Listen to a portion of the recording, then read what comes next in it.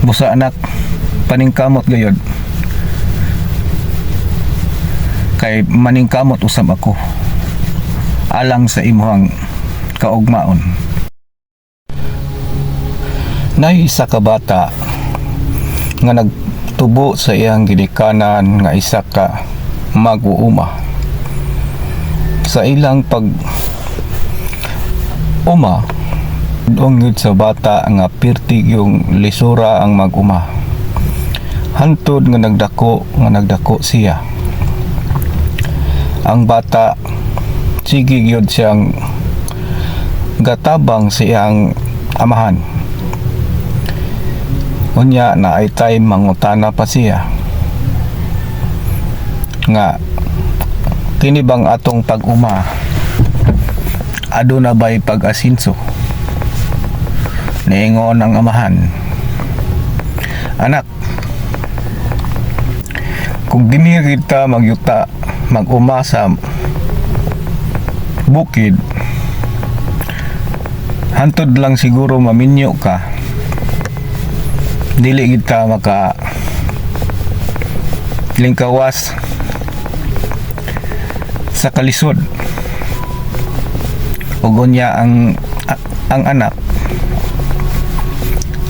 nangutana, unsa di ay solusyon pa nga mahawas ta sa atong kalisod?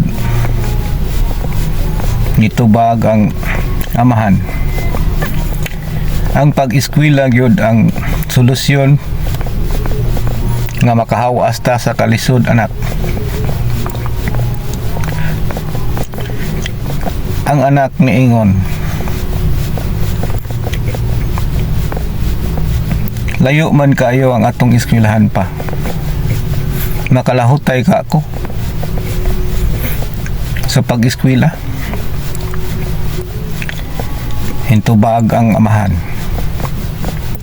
anak,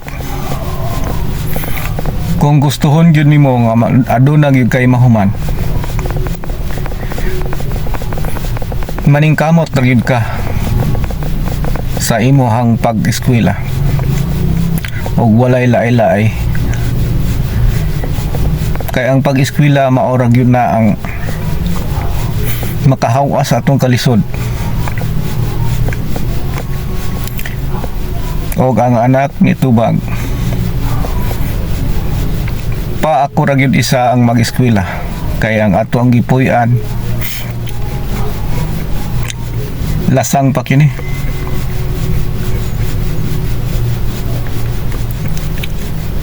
Basin unya og atangan ko og bitin. Hintubag ang amahan, anak, ihatod ta ka mentras gamay pa ka. Pero og madako na unya ka, ikaw na lang ang mag adto sa eskwelahan. Unya ang anak niingon, padili ba di ay pwede nga mamalhin ta ang laing lugar kanang doon log eskwelahan? Hintubag ang amahan, anak, si papa nimo walay nabal-an nga trabaho, kundili maulang gyud ang pag-uma. Ikaw, anak, kinahanglan jud ka magpursige sa imuhang pag-eskwela,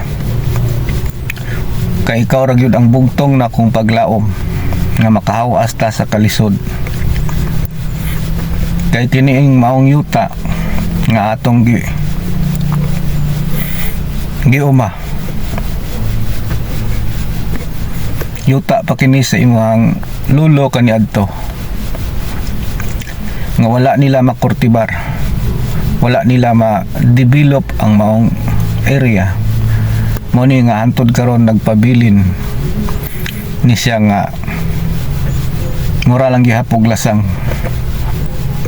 kay tungod sa kadako sa yuta sa imong lulo sa una, mao na lang ni ang nabilin. Kay ako mang tininggipugngan sa una, kay ako raman ang anak nila Mao ni nga ako'y nagpugong gyud ining area kay unya og maminyo ko. Mao na lang po ni akong kortibaron. Kay sa una wala pod ko makahuman og pag-eskwela kay nagsalig ra ko sa ako ang ginikanan.